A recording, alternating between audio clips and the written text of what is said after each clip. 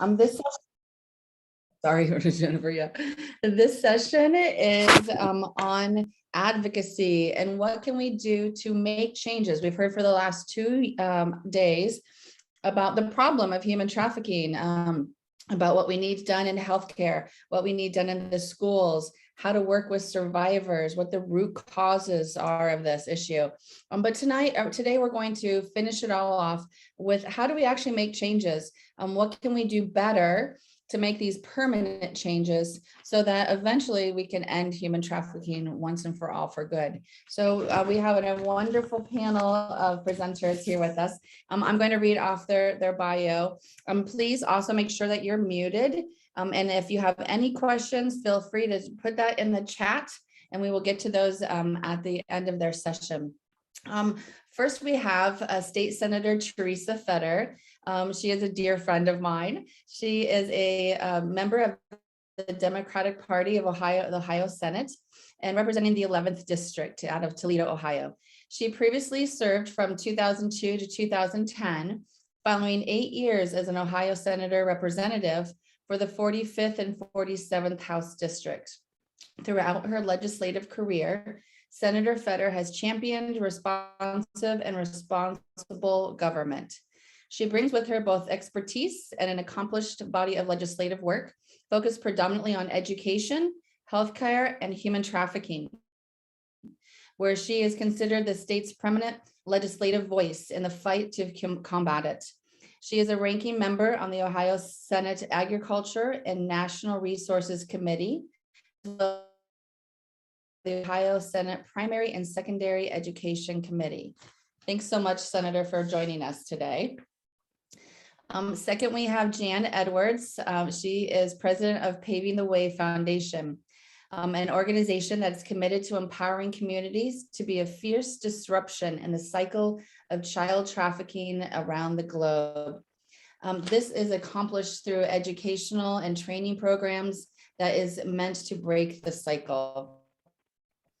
Jan spent over 25 years as an executive in sales and marketing, working with organizations like Time Warner, Bright House, and United Nations, and other international groups, before taking on a worldwide initiative to prevent children from being exploited. Paving the Way has educated over 14,000 youth and adults in the past 4 years. Ms. Edwards has been featured on NBC, multiple podcasts, and iHeartRadio as an influencer on prevention education, and was awarded Orlando Magazine's Woman of the Year and Women on the Rise Community Impact Leader of 2019, and American Haitian Art Network 2020 Community Advocate for her organization's work. Jan is the writer, co-author, and producer of an award-winning film, Trapped in the Trade, which was featured on CNN. Thanks for joining us, Jan. Happy to be here. We also have with us Tony Talbott. He is the Director of Advocacy for the Human Rights Center at the University of Dayton. He is co-founder and director of Abolitionist, Ohio, the Miami Valley Anti-Human Trafficking Coalition. He also lectures in human rights, political science, and sustainability. He serves on the Ohio Attorney General's Human Trafficking Commission and researches and writes on Southeast Asia, nationalism, human rights, and human trafficking. Originally from Dayton, Tony joined the military to serve for 13 years in both the Army National Guard and the U.S. Navy. He traveled extensively throughout the Western Pacific and Indian Oceans region, including Asia, Australia, and Africa. While finishing his tour of duty, he earned a BA in History and Government from Columbia College. He then left the service to attend graduate school. He earned an MA in International Affairs from Ohio University and studied for his PhD in Political Science at the Arizona State University. Welcome, Tony. Thanks, Teresa. Hello, all. And then lastly, well, we were supposed to have Nellie Rodriguez, but she unfortunately is sick. So we also have Marley, who is an interpreter with the Alliance for Fair Food, Immokalee workers. And I believe it is Sylvia who we have joining us here too. And so the Immokalee the Coalition of Immokalee Workers, they're headquartered in Florida. And their goal is to make a Fair Food Alliance with Fair Food. And so they're going to share more about what they do with us as well today. So thank you all so much for being here with us. So I think we will start with Senator Fedor here. What are some of the things that you have done to better mobilize the community and educate the community on how advocacy works? When you started this work, advocacy wasn't being done, and we didn't have strong laws against it. Well, how did you start all of that to bring awareness to it?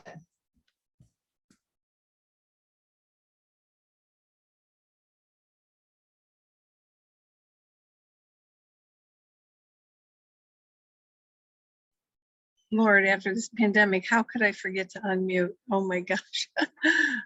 Can you hear me? I can't hear you.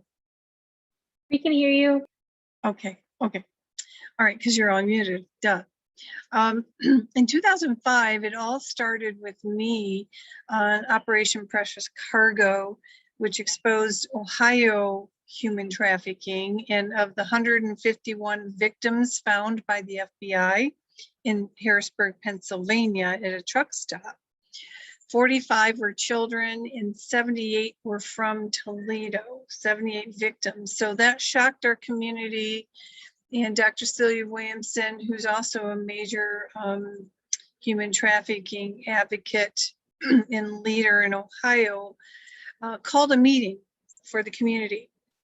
And that meeting room was totally packed with almost 200 people. We had very little time to get together, but it was a front page above the fold article that just shocked our community.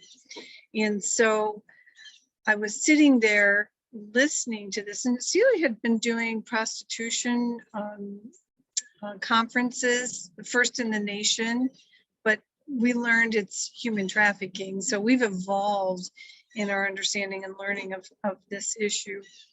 But as state senator at the time, I thought, for goodness sakes, I should be able to do something. I'm a lawmaker, state lawmaker. I was in the minority and have been in the minority the whole 21 years I've been a legislator. But my passion for fixing this, after I learned what it was, just, I couldn't sleep at night. I imagined the victims of this crime crying out to God every single night for help, in their silence and in their privacy. And it haunted me to do something. So I had to start. And so the community response for Toledo was really the seed for Ohio, for us to advocate. And I had to learn what human trafficking was. I had a whole lot of learning to do, and it took me years. And it's not an easy topic to learn because there's so many complicated facets to this. So how do we begin? So I decided, okay, what kind of law do I need to start with? Well, how am I going to get that done? I'm in the super minority. And really, I knew the only way to do that was through education and advocacy. You can't do advocacy without education. Education comes first, then advocacy. So it partners and works together. And through it all, I tried to find likely partners, both legislative chambers, House and Senate, Republican, Democrat, and we found each other and we started working on it. And it was very, very rewarding. We started building coalitions that were like-minded, that didn't know about this issue, but we thought if we could get them in a room, whether we called them or went to the community, went to, organizations all over the state of Ohio. And in fact, for 5 years, I put thousands of miles on my car from every corner of Ohio. I never said no except one time, and I think it was in Dayton. I just couldn't get to it. Something else was going on, but I never said no. And I built the coalitions and the movement because I knew that I needed this. And my colleagues were term limited, so they kept going away.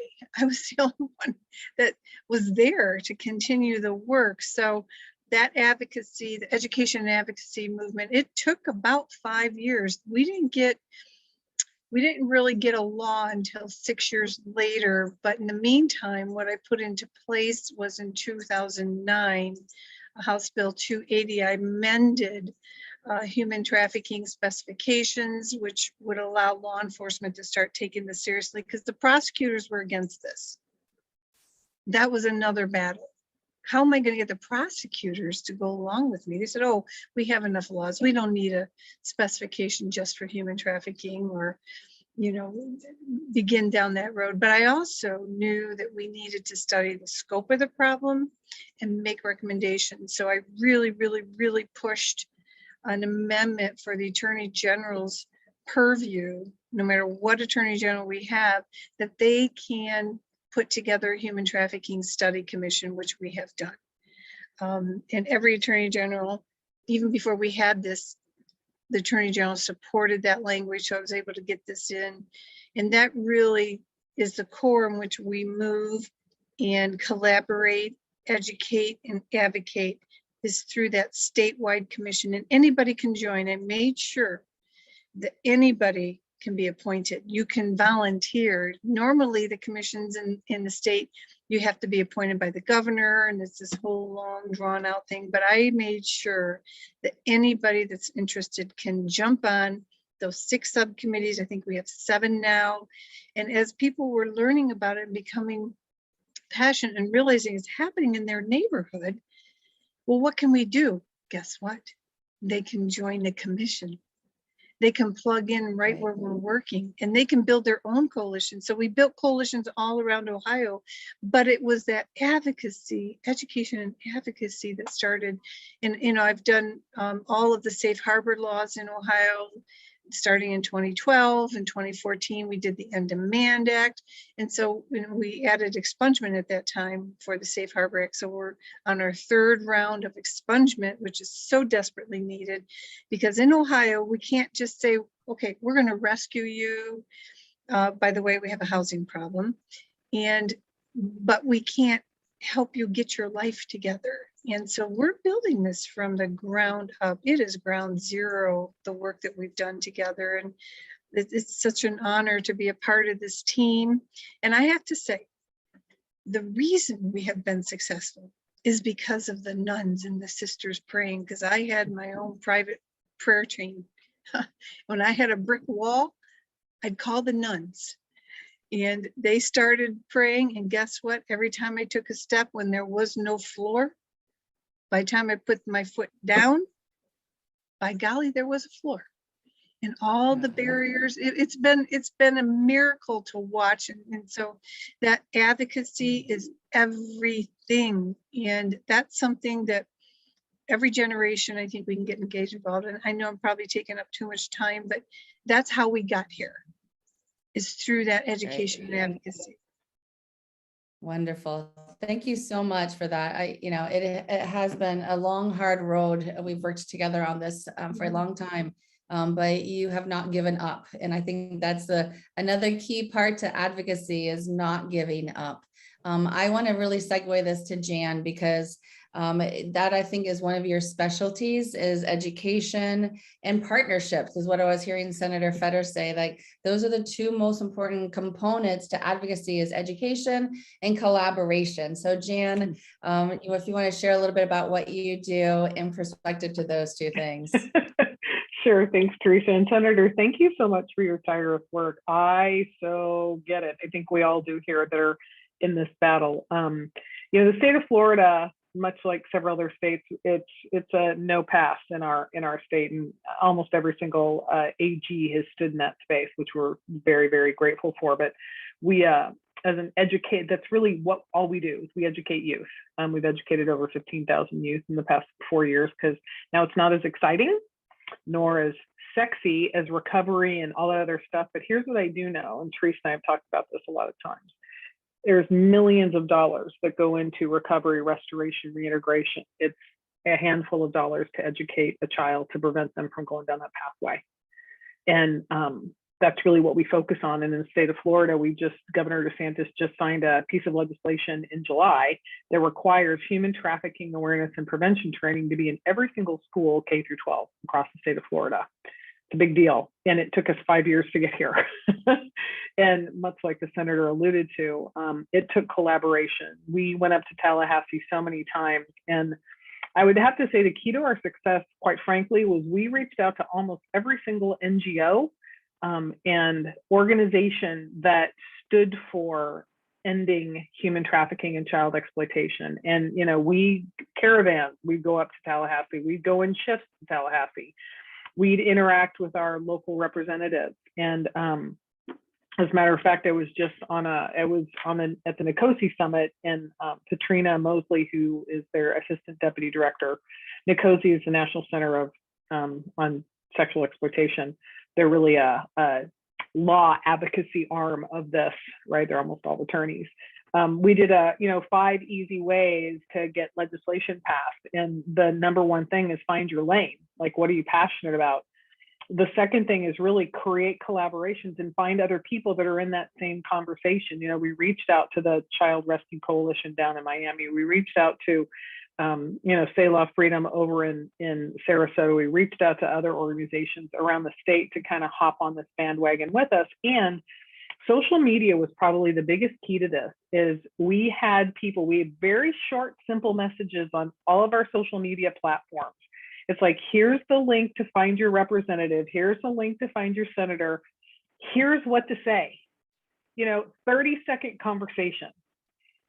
Thanks, bye. And we just pushed it out and pushed it out. And that we were hearing that in the hallways of the Capitol, people were like, have you been getting calls about this bill? Yeah, you've been getting calls about this bill. So our voice matters. And that's probably the biggest thing that we try to educate people with is, you know what, the TVPA didn't pass because some representative said this is a good idea. No, people like Theresa went to Washington, D.C. as an as-lived experienced expert and said, no, you have to pass this, and this is why.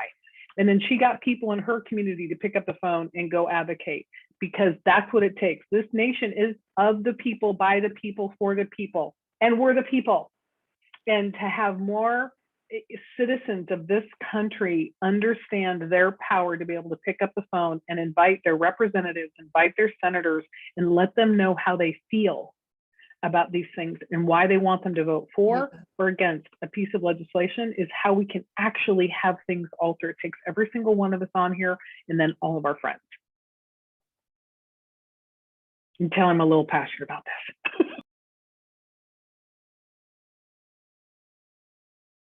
That's great, Jan. Thanks so much for that. It just your passion for the issue is so wonderful. And I do love how you mentioned social media. I think that is the key, for all generations to really getting a hold of the representatives, the senators, and letting them know how you feel about this. I see quite a lot of them on Twitter, and it's a great way to, if they're going to reach us with those things, then we can reach them as well. So, Tony, I wanted to ask you a couple questions.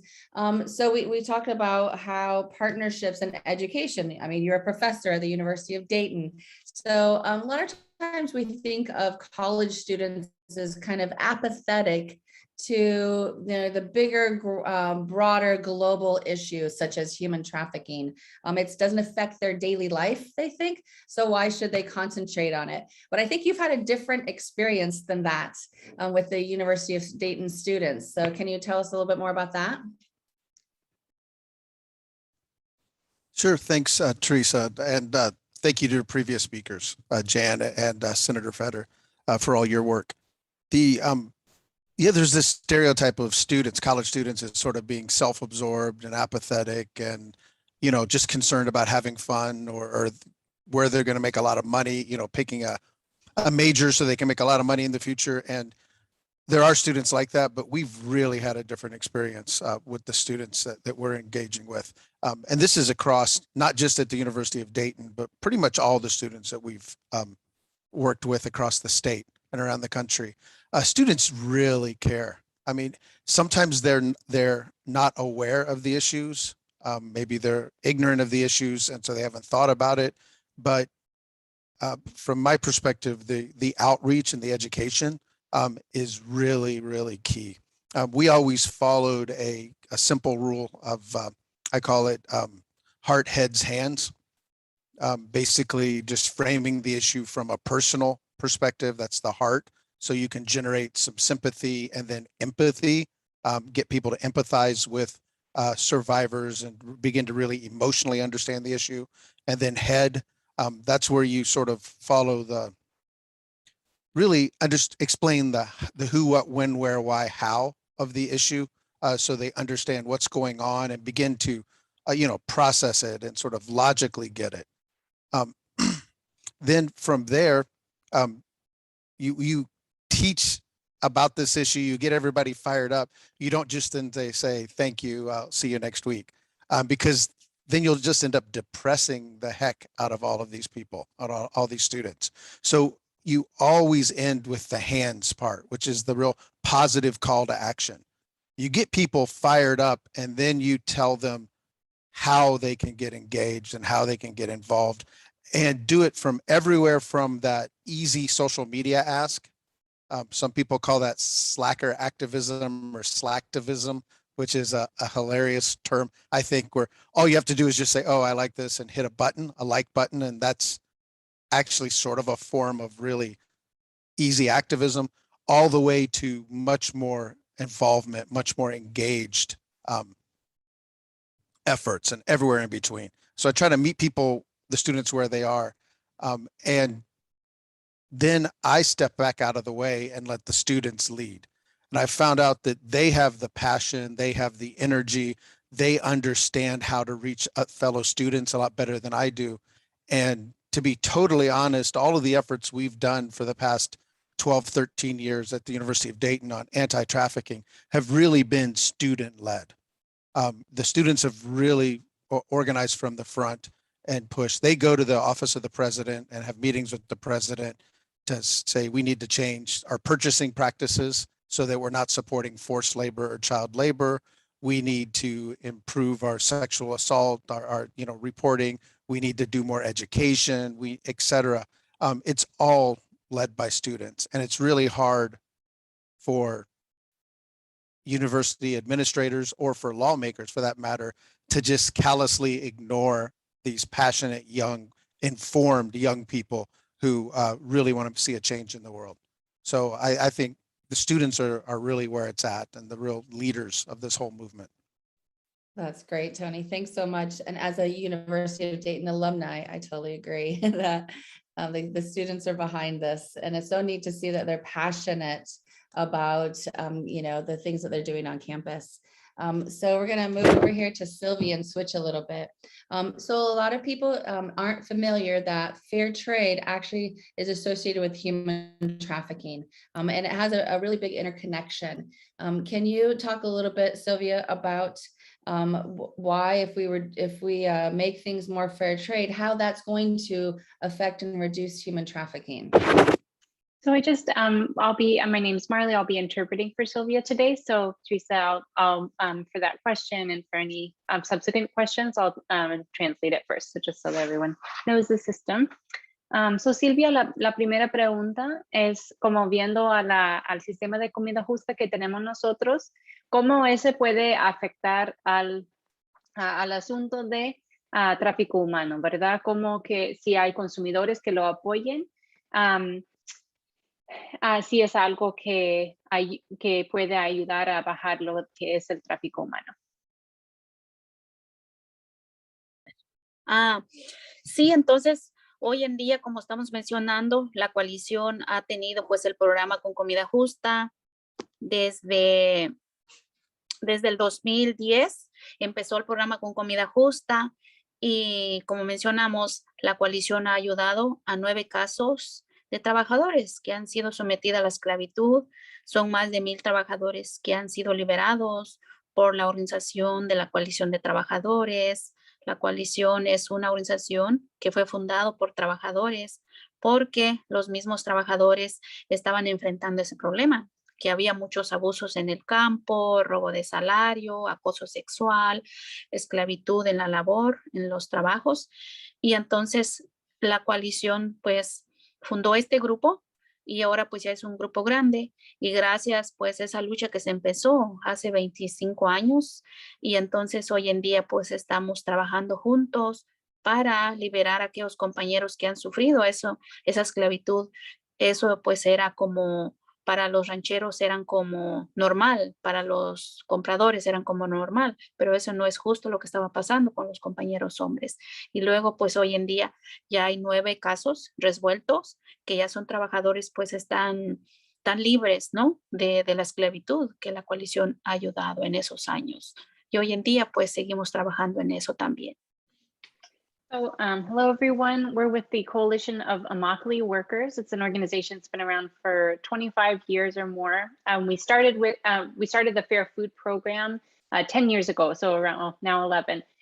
So around 2010, 2011, which is a prevention program, a human rights protection program that actually prevents abuse before it happens. Additionally, as the CIW or the coalition, we've been involved in investigating and prosecuting 9 cases of modern day slavery in the agricultural industry. So workers who were being held against their will, forced to work against their will, facing violence.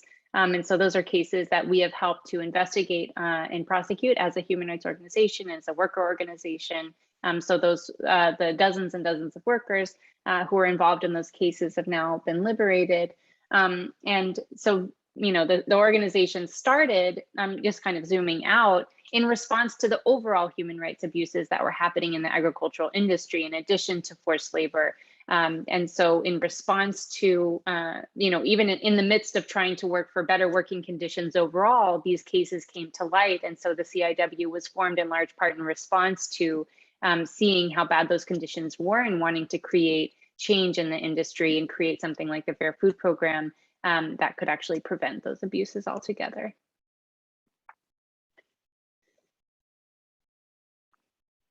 Great, thank you so much. I want to go back to Tony here too.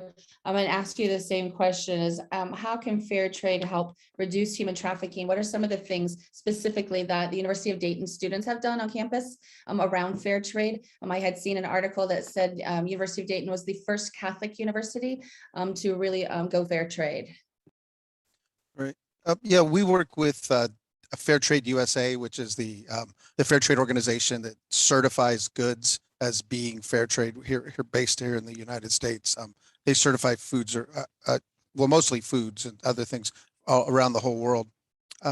Fair trade isn't exactly anti-human trafficking, but what fair trade can do is it sets sort of a minimum floor price for goods and commodities. So it makes sure that once you get fair trade certified, which is usually a cooperative of farmers or a small organization, small landholders like that, once they get fair trade certified, they're guaranteed a minimum price for their goods. And that minimum price for their goods gets rid of a lot of the fluctuations in traded, you know, in global market prices.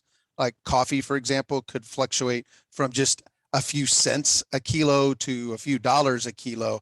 And if you're dependent on that for your livelihood, you can really increase your vulnerability. You can really, get mired in poverty and become exploited and potentially subjected to human trafficking when that price really drops. So fair trade puts a floor price on that, so it never drops too low. So you always make enough money to make a living wage. At least that's the ideal. So that's one thing right there. That actual system will help reduce some of the economic vulnerabilities that can lead to exploitation and trafficking. That's on that end, but on our end, it's a great way to raise awareness and to get people mobilized to do even more. So we, as students, pushed. Originally, it was all around Hershey's chocolate. They realized that Hershey's chocolate at the time, I think they've gotten a little better, but at the time were really exploiting, especially child labor in West Africa, in Cote d'Ivoire and Ghana, et cetera. That's where most of the cocoa was coming from. This Hershey's was making a lot of money and selling itself as this family-friendly, child-friendly sort of company, while they were exploiting the labor of youth and child slaves in the fields in Africa to make their profit. So our students said, we don't want to sell Hershey's on campus anymore. And they started talking to it and started talking with the administration. And we said, well, we could ban one product, or we could try to shift, instead of a boycott, to what some folks call a boycott, sort of shift it to, instead of just stopping purchasing bad products, let's start really trying to leverage the economic power of the university to purchase good products. And so we expanded, we became a fair trade university, got that fair trade designation. We started something called the Fair, Ethical, and Sustainable Sourcing Working Group, which I serve on, which shifts all of our purchasing practices and contracting practices towards what we call procurement for the common good. So we try to soon it will be a majority of all purchases on the university will be local, minority owned, women owned, sustainable and green, and socially responsible. So we're linking all those different really important things together, the sustainability and the social justice things, and we've shifted. So students really pushed us in that direction, and then luckily the administration engaged with the students and really sees this as furthering our mission. And there's no going back now. We've really turned a corner, I think, with how we do business. That's fantastic. I really hope that more universities and just in general do that across the country. That's fantastic. I know, Marley, we talked about what are the differences between fair trade and fair food, because we kind of use those words. I use them interchangeably, and I know that that's not correct. Yeah, so just as a quick, I think Tony just gave an excellent summary of how fair trade works. So the Fair Food Program is a specific program created by the CIW, and it's actually based on legally binding agreements from some of the largest retailers in the world, from Whole Foods to Walmart, to enforce human rights down the supply chain. So and that's why in some sense it is truly directly connected to preventing forced labor, as well as other human rights abuses, in addition to having a price premium that does filter down not to a community council similar to fair trade, but rather goes directly into workers' wages. So it is combating economic insecurity and protecting human rights by harnessing the power of the market. And so it can expand. And I know that if it would be helpful, Theresa, I know Sylvia could talk a little bit more just quickly about how we were able to build that, because it really took building power in building off of the experience of workers and how folks kind of got involved in the evolution of that program.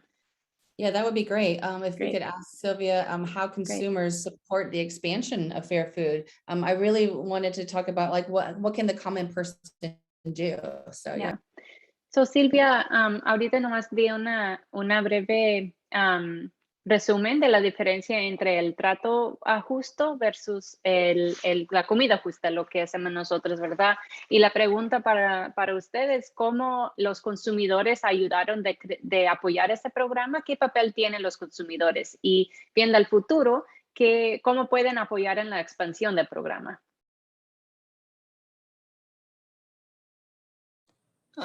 Sí, entonces las corporaciones o los restaurantes de comida rápida. Y los consumidores también, los individuos. Sí, los consumidores y las corporaciones también tienen pues estamos apoyados, ¿verdad? Por todos ellos, ¿verdad? Y también pues los consumidores, porque son las personas que tienen pues ese poder, porque consumen todos los días los vegetales que los trabajadores pues lo producen, ¿no? Y las corporaciones también, las corporaciones están vigilando que no pasa pues problemas en el lugar donde ellos compran donde ellos surten sus tomates con las compañías, y las compañías también están comprometidos que no sigue pasando estos abusos que pasaba por años con los trabajadores. Y si hay un problema que pasa en un rancho de tomate, donde la corporación compra su tomate, inmediatamente se tiene que hacer la investigación, y también la corporación tiene que cortar esas compras porque siguen pasando los abusos en el lugar de donde ellos compran sus tomates. Entonces la corporación y los consumidores se está trabajando junto porque ellos son los que están también ayudando para vigilar esto, que no siguen pasando estos problemas que antes pues se enfrentaban mucho. Problemas todavía sigue pasando porque también hay vegetales donde hay gente donde todavía están trabajando que también el programa no pasa con ellos. Pero entonces ahorita estamos trabajando con ranchos grandes y donde rancheros que están comprometidos de trabajar junto con la coalición. And so just to give, so at the consumer level, we know that everyday consumers really have an incredible amount of power in how they purchase and also how conscious they are about where their food comes from. You know, it's something, we all eat food every day. And so we have in working together, we have an incredible amount of power and control over, you know, how that food is produced.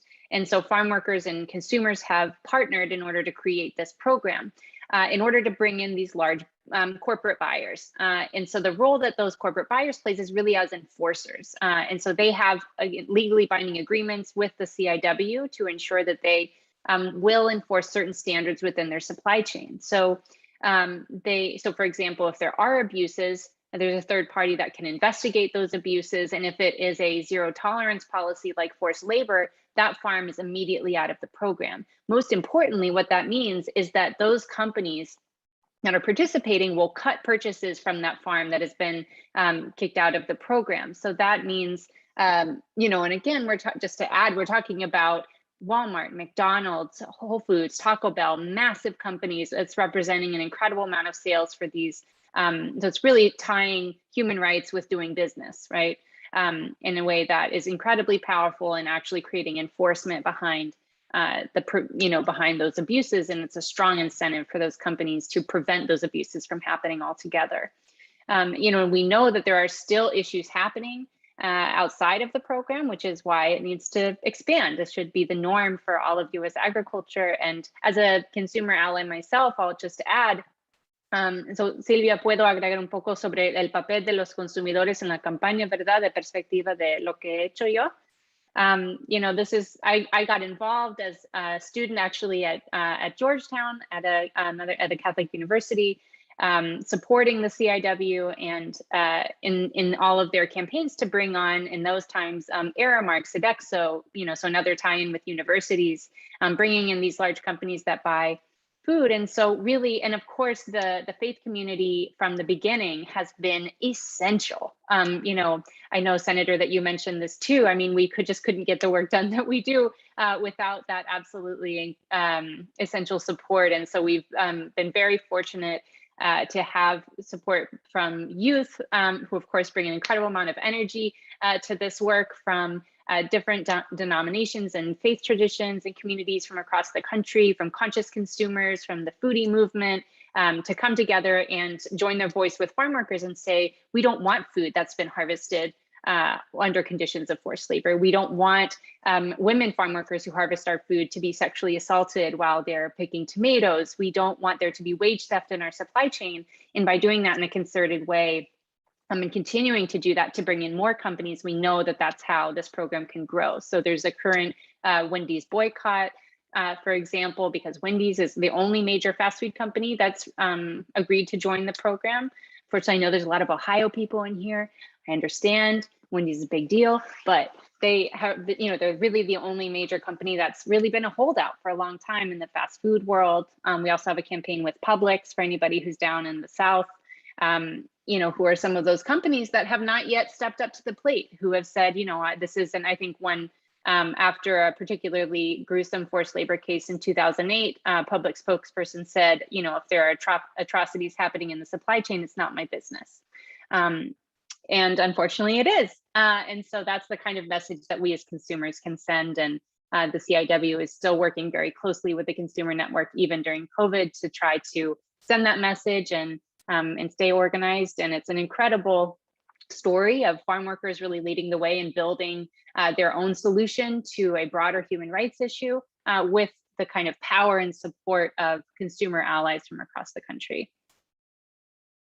Great, thanks so much. Yeah, I mean, simple things like boycotting and finding out where your food come are great starts. Jan, you wanted to say something?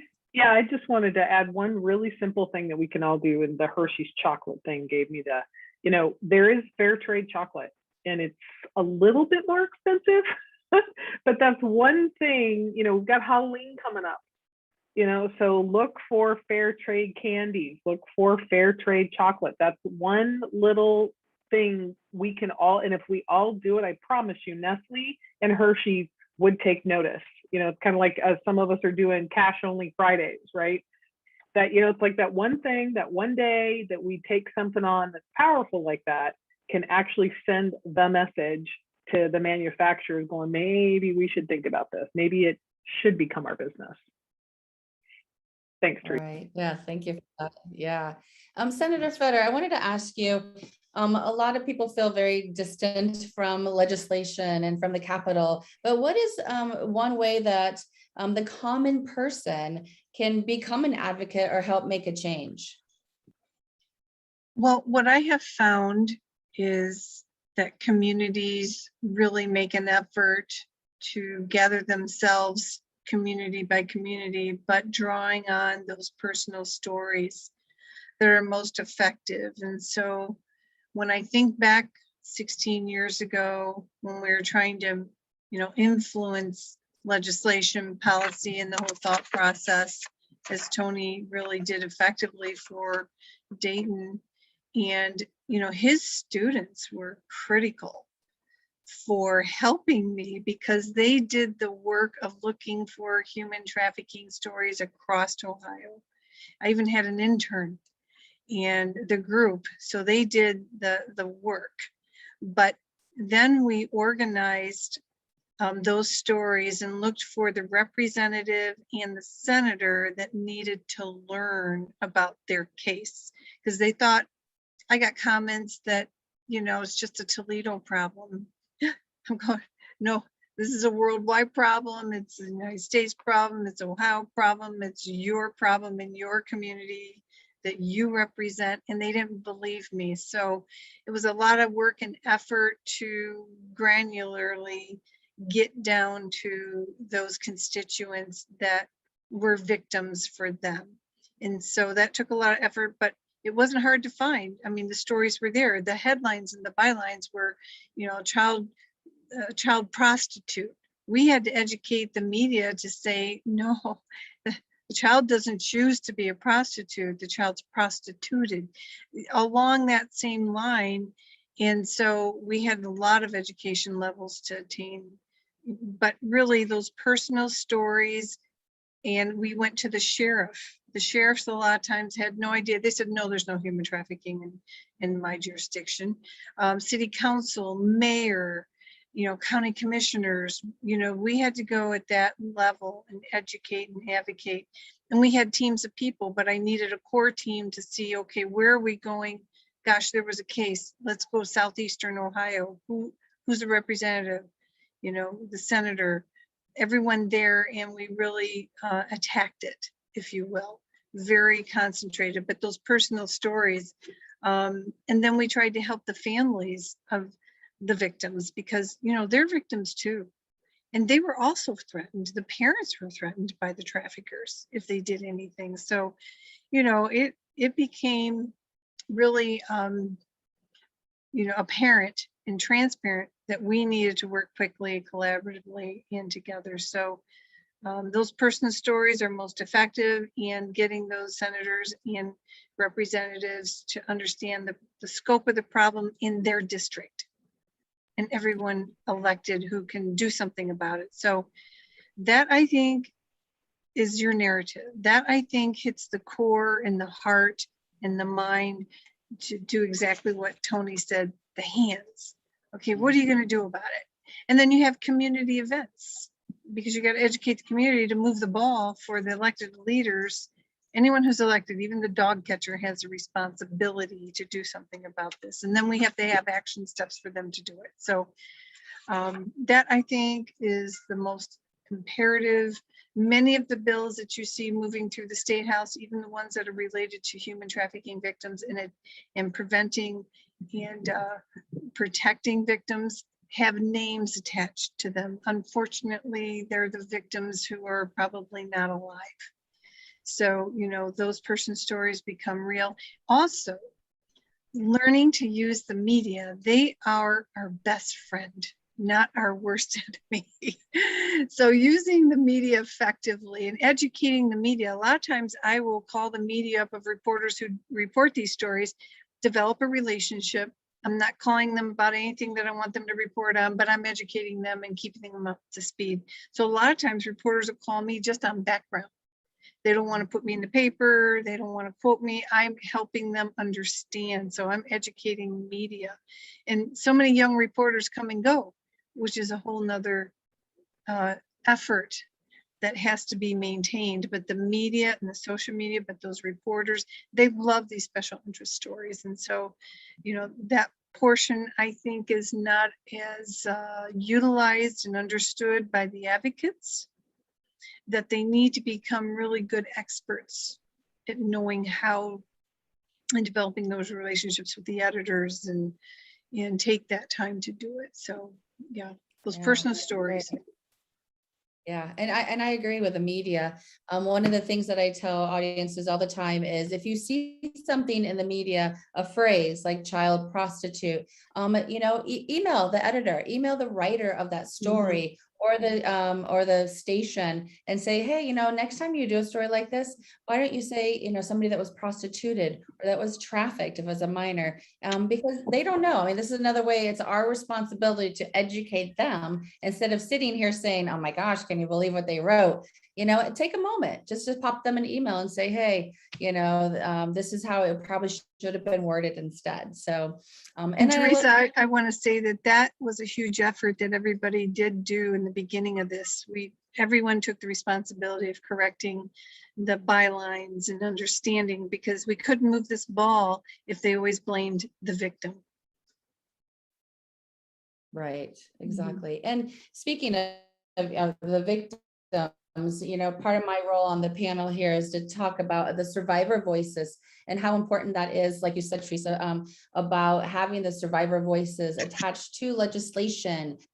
Like we have here with the Immokalee workers, we have the voice of the people here, and that's really what makes an impact for the senators, for the representatives, for the companies, is hearing our voice of those that have been exploited.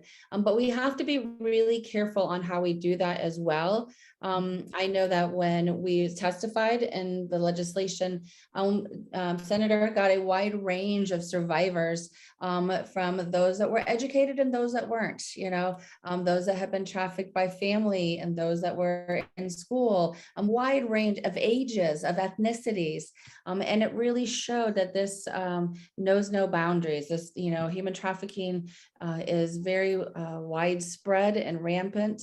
And so that was a wonderful thing. But we also have to make sure that the survivor is ready to share their story, that we have lots of support around them when they do that, because it can be very difficult. I know the first time I stood up, you know, in the House to testify, I had never done anything like that. And it was a very scary situation, but I had a courtroom full of people there to support me afterwards. I do have a story. In the beginning, the very first hearing in the House of Representatives, I was in the Senate, but there were legislators in the House that had a hearing on a bill. And Alessandra De Romano was the very first survivor to speak. And she took all the bullets and bombs from these men that just really put her through the coals. And we didn't have the cameras hooked up yet, even though 30 years ago we could have, but the powers that be don't want us to know what's really going on in those lawmaking rooms. But anyway, she stood there and she's tough, you know, she gave it back at him. But when the first question was, why didn't you leave? You could have. They blamed the victim. And it was, you know, I give her so much credit because she was the first to give testimony in the State House. And you could tell how much work needed to be done. I was shocked at how much work needed to be done, which is why I traveled all over Ohio and say, wait a minute, we're turning thousands of years of, you know, it's the woman's fault. You know, prostitution, the oldest profession in the world, they want it. It's their choice. That's what I was faced with. And that legislator is still around and he doesn't like it. It took us 16 years to get every minor protected in the state, the last state in the nation to do it. So he's still around, not believing this. So yeah, Thank you for your it's tough. Yeah, it is. Jan, what advice would you give somebody to be able to get, you know, just a common person motivated to make change when they say there's nothing that I can do, it's just me? What do you tell people? Right. Well, back to the chocolate. We have all the power. We get to vote with our wallets. You know, we get to say where we go eat food. We get to say what clothing we buy. And, you know, I will be the first to admit I'm the parent of a millennial. And, you know, I knew about fair trade and fair trade was important to me, you know, but when I'm shopping, I'm on point, right? And my daughter said something about, she goes, well, are they fair trade? I'm like, that's a great question. So I now, when I go shopping and let's say I'm in Target or whatever, or TJ Maxx, you know, I look at the manufacturer, I look, okay, is so-and-so fair trade? I look them up. You know, to be like, do I want to buy this purse or this purse? Well, this purse is fair trade. This purse is not. I'm going to buy this purse. You know, so it just, we have more power than we have any idea. And we can vote with our wallet very simply. Chocolate's a great place to start, especially with Halloween coming up. Stop eating at Wendy's. You know, if Wendy's is one of your regular stop bys at 2 o'clock in the morning, stop eating at Wendy's. You know, and the other thing too that I've noticed, I can't speak for Kroger, but Publix, you know, I shop at the same two Publix all the time. And, you know, I talk to my grocery store manager, I talk to my produce manager, and Publix has gotten really good about putting on their label on their food where it's from. And we have a local restaurant here, it's called Four Rivers Barbecue. John Rivers started it. And when he learned about the food deserts, he actually pulled all of his kitchen managers in and said, you know, there's so much food waste. We're going to start using locally sourced and locally grown. And we're going to start with cabbage. And they found a farm up in Lake County, Florida, where they do cabbage, and it's fair trade and it's locally sourced. And he goes, so that's all we buy our cabbage from. You know, just having that one restaurant start taking that on and educating other restaurants can make a difference too. And you can ask the manager, is your produce locally sourced and is it fair trade? And if they have no idea what you're talking about, what a great conversation to have. Great, thank you so much. Well, time is getting close here. I do want to go back through all the speakers and just ask you if you have any final comments of on what advocacy means to you. So we'll start with Sylvia. So Silvia, ya vamos para terminar y para concluir el panel, la pregunta para ti es que como el trabajo que hacemos, ¿verdad? El abogar por un cambio, ¿qué ese trabajo quiere decir para ti personalmente? ¿Qué ha significado para ti? El trabajo que se hace, cada uno de nosotros aquí, pues es un trabajo para nosotros, es un trabajo muy importante para defender la voz de nuestra comunidad, la voz de los trabajadores, porque los trabajadores son las personas más importantes, ¿no? Para llevar nuestros vegetales en nuestras mesas. Entonces nosotros, pues en mi parte mío, pues yo estoy pues felices, ¿no? De estar aquí trabajando con nuestra comunidad. Sabemos que esta comunidad es una comunidad de trabajadores que son de México, de Guatemala y de Haití. Yo soy de Guatemala. Entonces, pues a mí me encanta de hacer este trabajo. Entonces, tratar de ayudarle a aquella gente que tal vez por ciertas razones no lo saben. Hay trabajadores que trabajan en diferentes industrias y como decimos, la esclavitud no nomás pasa en ciertos trabajos, la esclavitud puede pasar en diferentes industrias. Sabemos que hay mucho trabajo pequeños y grandísimos, pero también esos problemas existen ahí con los trabajadores. En mi parte mío, pues es lo que yo Es lo que yo pienso. So, you know, this work that we do at the CIW is by us and for us. It is incredible. It is important for us to defend the voice of our community here. You know, farm workers are critical, and it is, you know, for putting the fruits and vegetables that we all eat on our table every day. And so I am deeply happy to come to work every day to be able to do that on behalf of my own community. You know, we are a largely immigrant community from Mexico and Guatemala and Haiti. I myself am from Guatemala. And I love doing this work, you know, and we know that and have this opportunity to educate my community and to spread the word, because we know that the issues like slavery and forced labor don't just happen here and there. Unfortunately, it's something that happens in many different jobs, many different industries, companies, big and small. And so for my part, I'm just really happy to be doing work on behalf of my own community. Thank you for that. That was beautiful. Tony, can you leave us with some final words on what advocacy means to you? Sure. Thanks, Teresa. I deal primarily with human rights advocacy, but so all the advocacy, which everyone else here is as well, is about alleviating suffering and improving the human condition. So I think you got to keep that in mind. Whatever you're doing, what are you meeting that meta objective of really having social justice, improving human rights, improving people's quality of life, reducing suffering. And I used to think of advocacy originally as sort of the narrow definition of policy advocacy or legislative advocacy, where you are advocating on behalf of another group in order to enact change, shifts in the government, shifts in regulation or law. But as I continued this work over the years, I really expanded my idea and definition of what advocacy is. It includes public awareness, public education, mobilizing folks, engaging people where they are, trying to make those positive differences we were talking about. And it can be really broad.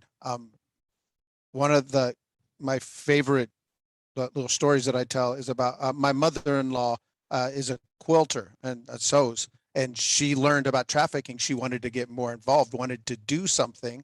She really focused on how survivors of sex trafficking probably didn't feel loved and were treated like maybe things instead of people and just shuffled around. And she wanted to do something. So she got her quilting club together, and they all made quilts for all of the survivors and all the local shelters and just gifted them to them. So they had a quilt to take with them. And because I don't think there's few things that express like love and caring about someone more than a handmade quilt that was given to them by this group. These nice old ladies all did that. And so that was her act of, on behalf of, the other group. It wasn't trying to change the law, but it was making a very meaningful difference in the lives of both the people doing the act as well as the people receiving that act. So advocacy is very broad and can include a lot of different things, and just leverage your skills, your gifts, your knowledge for that common good and for that improvement in the human condition.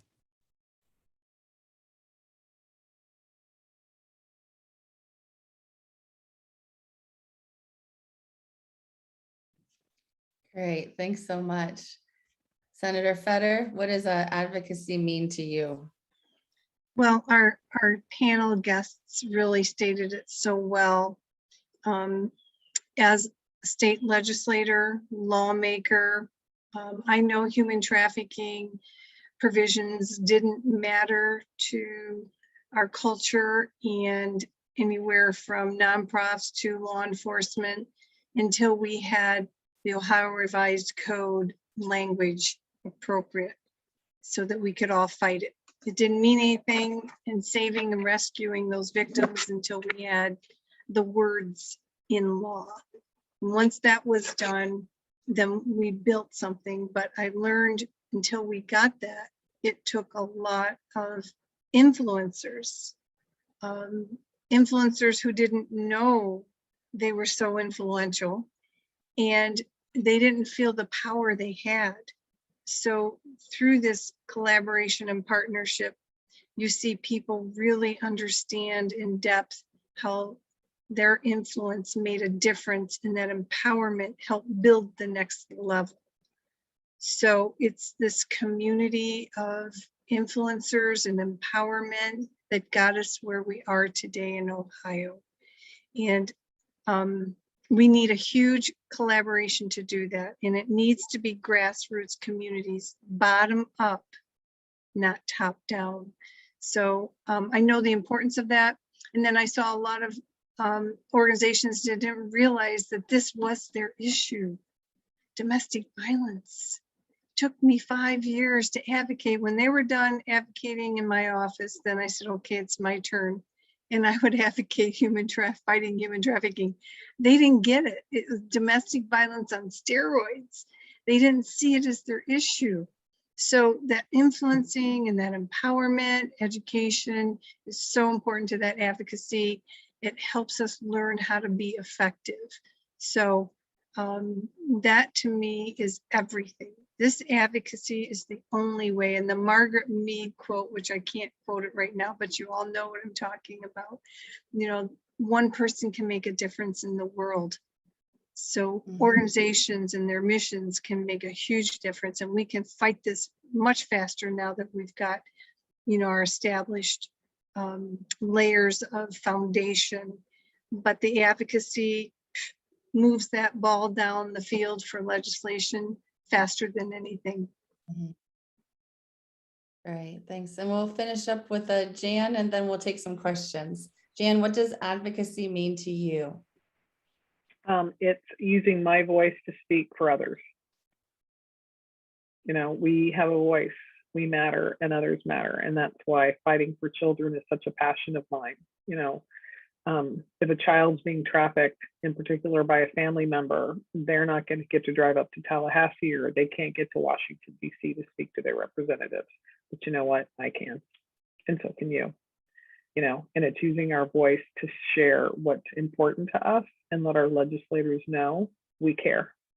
You know, with everything that's happening out in the world, I suggested a girlfriend of mine, you know, go to one of the school board meetings. I said, acknowledge them. I said, look, I said, they didn't sign up for this. This is not what they signed up to do when they ran for school board. Much like, you know, senators and representatives, what's happening out in the world, no one's prepared for that. So we have to acknowledge the job they're doing, thank them for the job they're doing in the midst of chaos, and say, hey, this is important to me. Thank you for your work. Thank you for your service. And this is important to me. And I'm asking you to vote yes or take an action about it. So just using our voice politely but powerfully to make an effective change in the world. Yeah, I think we have to get back to kind of those civil rights days, right? Where people were not afraid to use their voice. They realized that your voice is the most powerful thing that we have. So they went out on the streets, they boycotted, they picketed, they made change. So we can all do that. We can all have a piece and a part in that. With human trafficking, be it tweeting something, putting out something on social media, calling your representatives, right? Sending a letter really does make a difference. So looking at the things that we purchase, there's a lot that we can do to fight human trafficking. So if you have any questions, please put them in the chat here for any of our panelists. And I just want to thank you guys so much again for being a part of this today. It was a great way to bring everything to a close on this work that we're doing. We all work so hard to try to make this world a better place. So I thank you all for your part in it. We'll see if anybody has some questions. I actually have a question for Sylvia. Okay. If that would be okay. Sure. Yeah, so first of all, thank you. Gracias, Sylvia. How can we, outside of the farm workers that live in Florida, make a difference for you? Like, what is it your organization needs from the people in Florida? So, Silvia, la pregunta es, ¿qué pueden hacer las personas que no son trabajadores? ¿Qué pueden hacer para apoyar a ustedes? Ok, gracias por la pregunta. Sí, como la pregunta que está diciendo ella, la participación de la gente de fe ha sido un papel muy importante desde que se empezó la campaña en el 2001 con Taco Bell. La participación de la gente de fe, los estudiantes, los trabajadores, con eso pues, se han ganado estas corporaciones que están trabajando junto con nosotros, pero sí es muy importante la participación de ustedes, porque como ahorita ustedes nos invitaron y nosotros ya compartimos qué es el trabajo de nosotros, y usted ese mensaje puede compartir ahí en su comunidad, en sus iglesias, con sus amistades, pero es muy importante la participación de la gente de fe para nuestra lucha que hemos llevado ya por años. So I just want to say the participation of people of faith has been incredibly important since the very first days, our very first campaigns in 2001 with Taco Bell. We have always had the faith community at our side along with students. That's truly how we've won any of the agreements that we've won. And so your participation is key, and we wouldn't be here today without it. So just to give one example, you all have invited us here today. You've given us a space to share our work, and we ask that you share this out, everyone who is here today, that you share this with your communities, with your churches, with your networks about the story of the CIW and the Fair Food Program. And again, I'll just add, obviously, boycott Wendy's, don't go there anymore. And there's on the websites, I shared some resources in the chat as well. For anybody who wants to scroll and look for those. We have easily printed out letters that you can take to your Publix manager, that you can take in and drop off at Wendy's to say, hey, as a consumer, this matters to me. It's really an easy act that you can do. And I also included the contact information for Oriel Perez, who is a wonderful coordinator for our faith network. And so for anybody who would like to really dig in and get more involved, I put all of those resources in the chat. So Jan, thank you so much for asking that question. There's lots of work to do. And we hope to partner with all of you in making it happen and continuing to move this movement forward. Great, thank you so much. I appreciate that. I just made to make an announcement that the TVPRA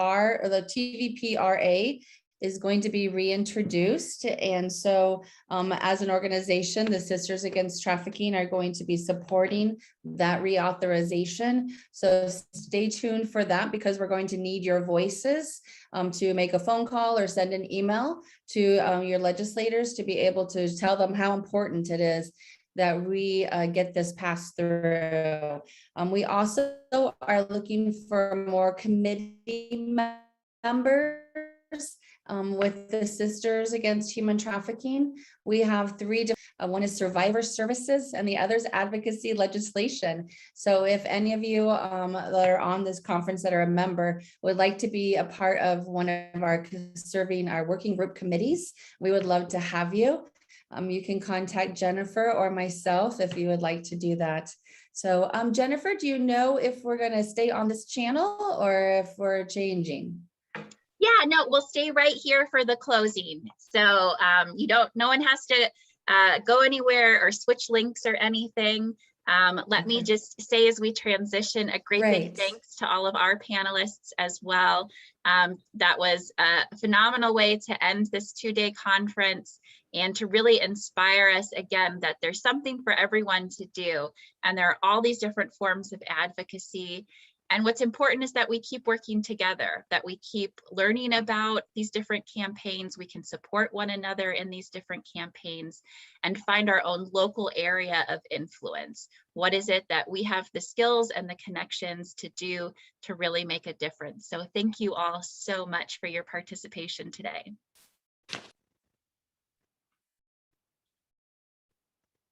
Great. Well, as we wrap up, I just want to thank everybody who has been a part of this conference for the past 2 days.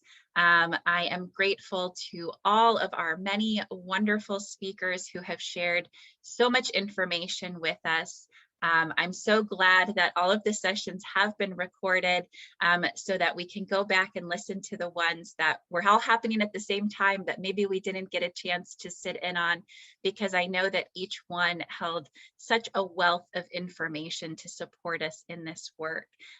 So we will be making a link to all of the recordings available and sending out an email, most likely on Monday.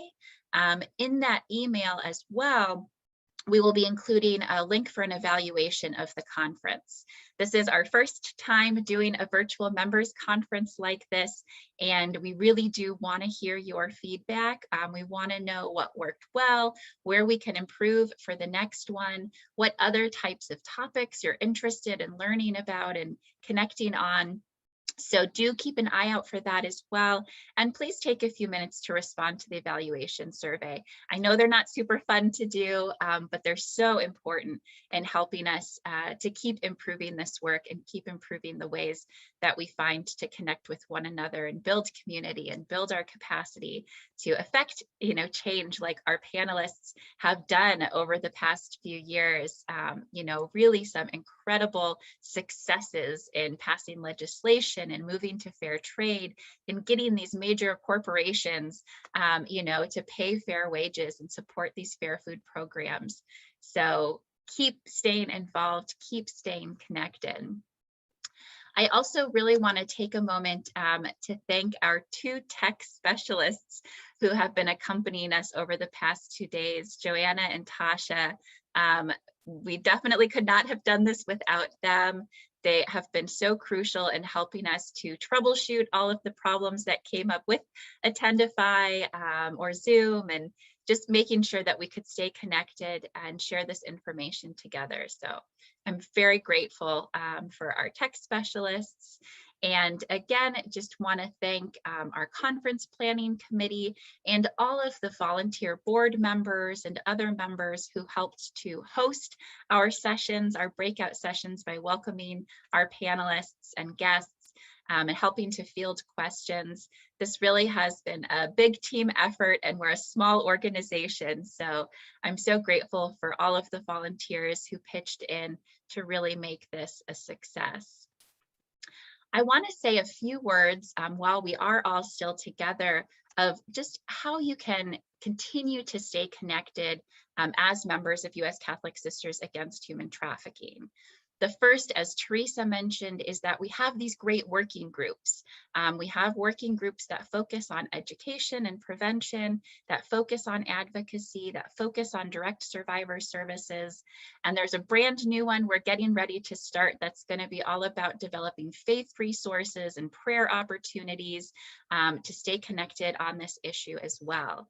So if you're not currently involved and interested in any of those areas, please feel free to reach out to myself or to Theresa to see how you can get more involved.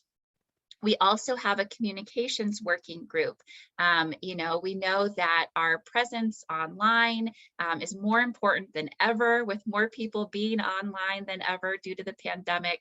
And so we really need extra hands and good ideas about how we can create more content to share online, especially with youth and young adults, in ways that are going to capture their interest and attention to help them understand how to safely navigate this online world and how to prevent human trafficking.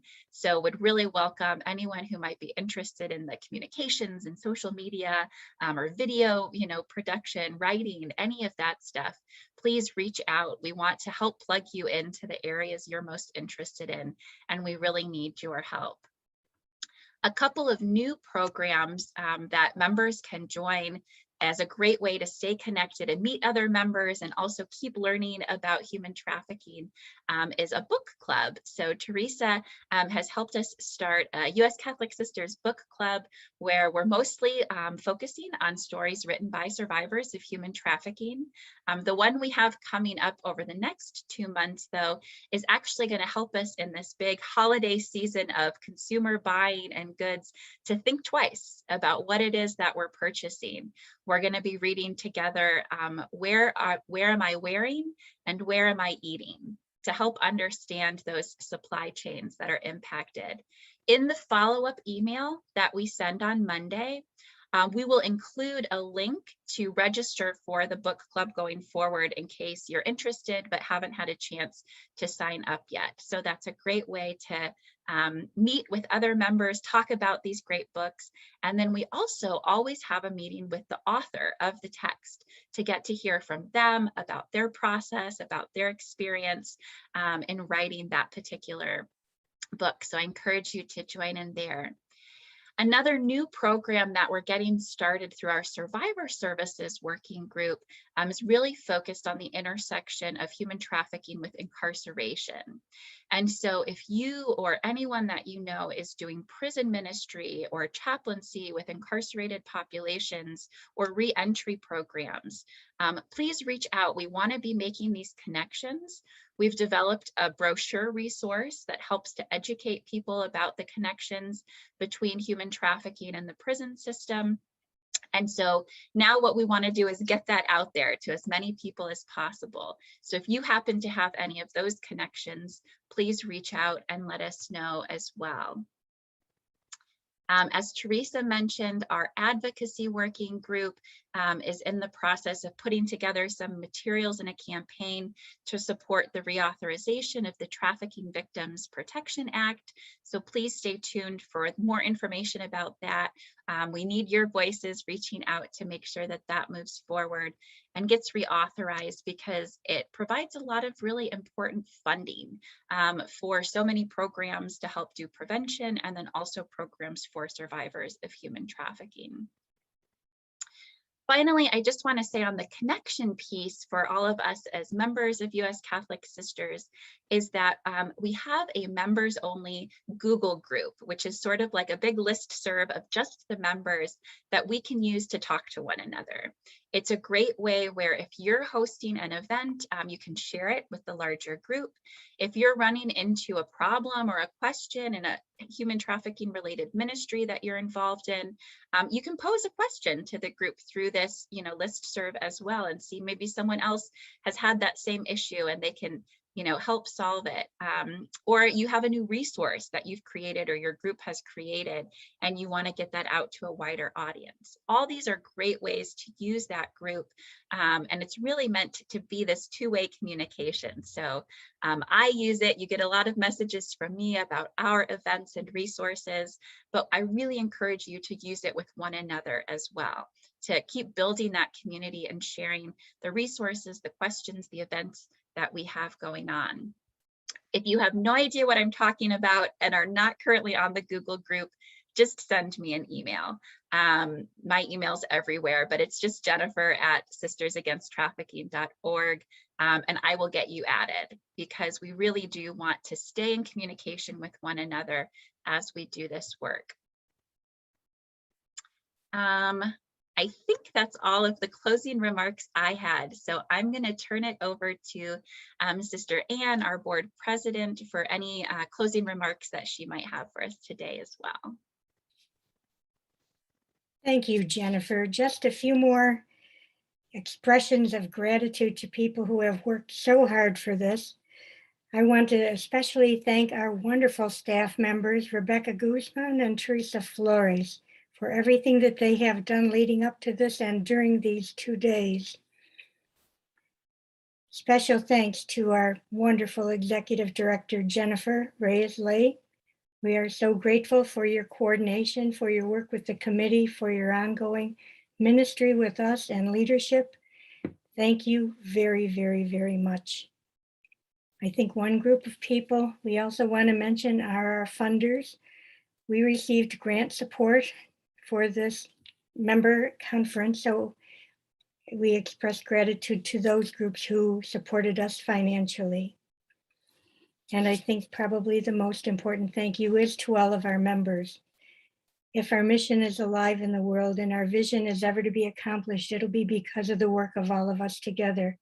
We need each other, we need you, we need your contacts to work with us to accomplish our vision of a world without human trafficking.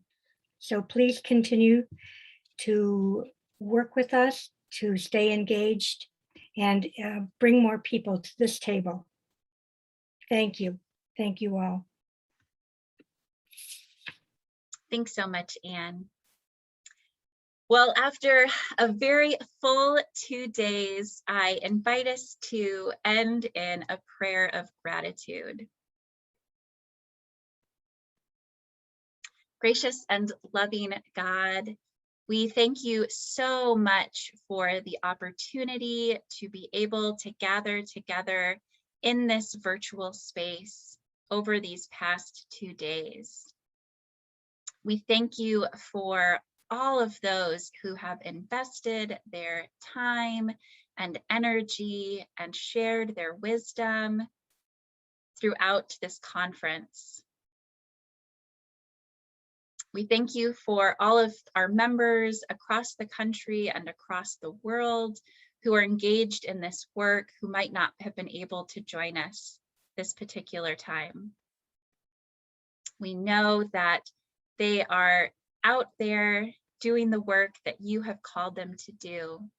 And so we ask for your continued blessing, for your strength and your courage and your wisdom to infuse each of us in the work that you have called us to do, to honor the dignity of every single person, to protect all of your beloved creation,